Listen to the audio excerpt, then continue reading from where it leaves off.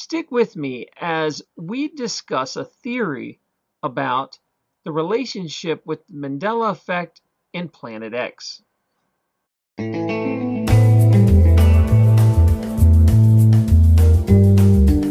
First off, let me start off by saying I'm not a Planet X expert. I really don't know much about Nibiru. I only really found out about it recently when people kept commenting all over about, hey, what about Planet X? What about Planet X? And they just wouldn't leave it alone in the comments section. So during one of my live shows, I said, we talk about anything on this show. And if you've seen my live shows, we're not afraid to tackle some pretty out there subjects. So I was like, all right, we'll talk about it, because why not talk about it? I'm open-minded, and the Mandela effect has really kind of shaken my reality. These things that I would have thought were ridiculous a few years ago, now it's like, what's real anymore? Yeah, maybe there is. Who knows? So let's talk about it. So what happened is, if you guys don't know what I'm talking about, there is a planet called Planet X. Now, this is not some sort of mystery, but it has been kind of swept under the rug over the last 100 years. There is something that is pulling on the orbits of Neptune and Uranus. And it's been known about for almost 200 or 300 years now. And at first they thought it was Pluto. So they did these mathematical calculations and located Pluto. And then later on, after they started getting better information about Pluto, they realized it's way too small to pull these giant planets out of their orbits. Something big had to be out there. So they've been searching for Planet X for many, many years. And a lot of people think that the government found it a long time ago and is very hush-hush about it. There's a lot of conspiracy about it. Zecharia Sitchin wrote all these books about, and papers and stuff about this planet being the home of aliens that come around every 3,600 years. And when it's on like the super big orbit, this planet will come by and really disrupt Earth and pole shifts, and there's just so much information. So I'm not an expert. You guys watching probably know way more about this than I do, and feel free to comment if you want to share what you know about it. But I'm only going to explain that basic part, because there's videos and entire channels that are way better at it than me.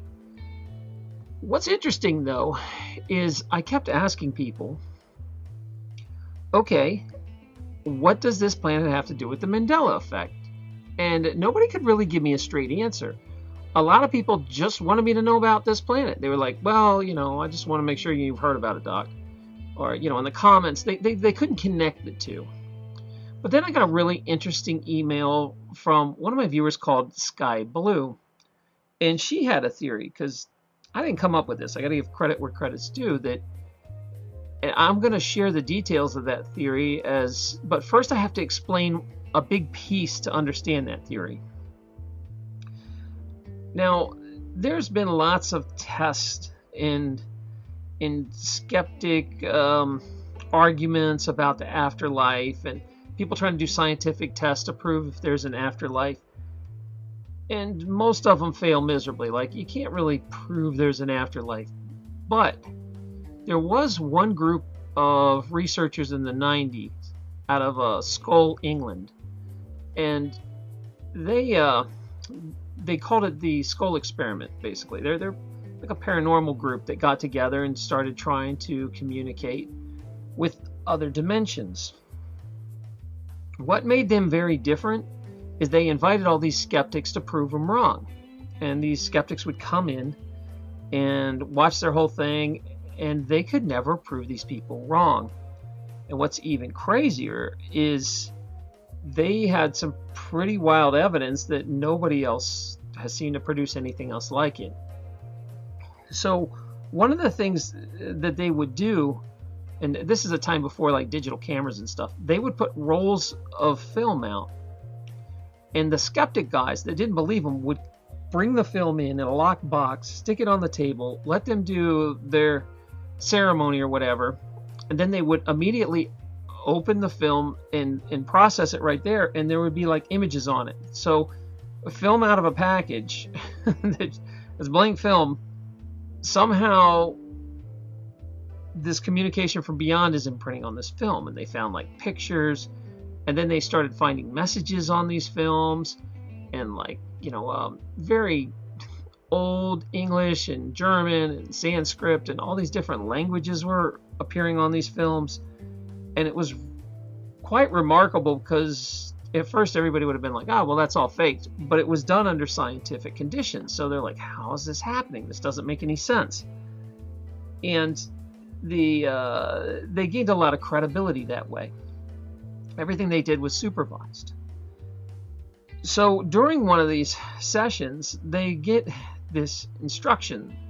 They basically put out a canister of film, and from one of their sessions, instructions comes across on how to build this machine so you can talk to spirits better, or talk to other realities. And they put together this machine, and I'm going to link this, because there's a page that explains, you can actually build your own if you want. There's a page that explains this a lot better, and the history behind it. And there's even some, I'll even link a documentary. It's about an hour and a half documentary on the whole thing. It's on YouTube right here. So somebody put it up. So I'm going to link to that too. And it's pretty enlightening stuff. You should definitely watch it, even if you're a skeptic, because it's really interesting, some of the stuff they saw. I can't even explain it. So the reason I'm telling you this piece is because you need to understand something about this machine that was, I guess for a better word, channeled. It was the instructions came across on a photo from the other side.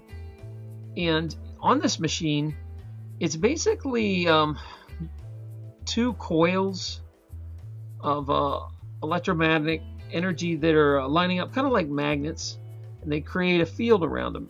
Now, they're very clear to say it's not really electromagnetic energy, because that's what we understand, but they're talking that spiritual energy also kind of works the same way, although it's a little different. If you put these two fields next to each other, what happens is they kind of interfere with each other and create this little void. And in this void, it allows some really, I guess, a doorway that leads to other areas of existence. This they consider this void non-spin energy space. Now, this is pretty much my understanding, is this is created anytime two magnetic fields collide in just the right place, where their fields kind of fuse together and create this little void. And when that happens, it makes it much more accessible to other realities to come across information. So they put a semiconductor crystal in that little space, and then stuck an amplifier to it and started recording messages that came out of there. And it was pretty amazing stuff, because in this little void that they created, they took some germanium, and which is like a semiconductor, put it under pressure a little bit. They like screwed screws onto it, and it allowed communication with these realms a lot better. They were recording like entire conversations with beings from other realms. Again, all this was documented under like the eye of skeptics.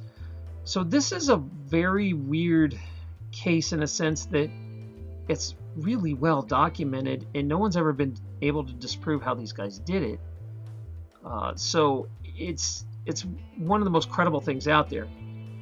Now, the reason, maybe we'll have someone from the skull experiment on, and we'll talk a lot more about that. But the reason I had to bring all this up was they feel like my listener Sky Blue had a theory saying, well, if information can come from this little void created by magnetic fields, what happens if two planets get near each other and their electro fields create one of those voids, like a giant void in space, where basically another reality, and multiple realities. The information out of them would be pouring out, and that information would affect our reality. So in this picture here, you can get kind of an idea of the theory that there's this extra dimensional space, that void that's made by these magnetic fields, that if these planets got close enough, perhaps that's what's happening. Now I have to say the theory's really interesting, and it's the first one I've heard that actually ties anything to do with Planet X to the Mandela effect. So thank you for that. Again, this isn't my wheelhouse. I'm just bringing it to you. If people come to me with good ideas, it's not my place to censor it out. I'm going to share them with you, and you guys can figure out, make your own minds up about it, because you're big boys and girls. So, if this rings true to you, be like, oh, that's the piece I'm missing. Or if you're like, it doesn't make any sense. But I do like this theory about these voids created by magnetic fields. And I think that maybe that needs a lot more exploration. And there's actually, I'm going to link that website again in the description. There's actually instructions on how to build your own machine. And I don't know if you could ramp this up or scale it up so you could actually make a large portal to get information, something big enough to stick a camera in or something. It'd be kind of cool. I think this is something that if I had the time and money and expertise, I would totally play with this. It seems fascinating to me. So I'd like your opinions on all this. And again, I know I didn't really touch on Planet X that well and all the conspiracies behind it. And I'm going to let you guys deal with that in the comments, because that's again, not my wheelhouse. But this idea that if that planet got close enough that it could create that extra dimensional void space in there, that it's a really interesting idea. I never heard anyone talk about it, so props to you, Sky Blue. Thanks for the idea. Please leave your comments below and let me know what you think of this idea. Thanks, guys.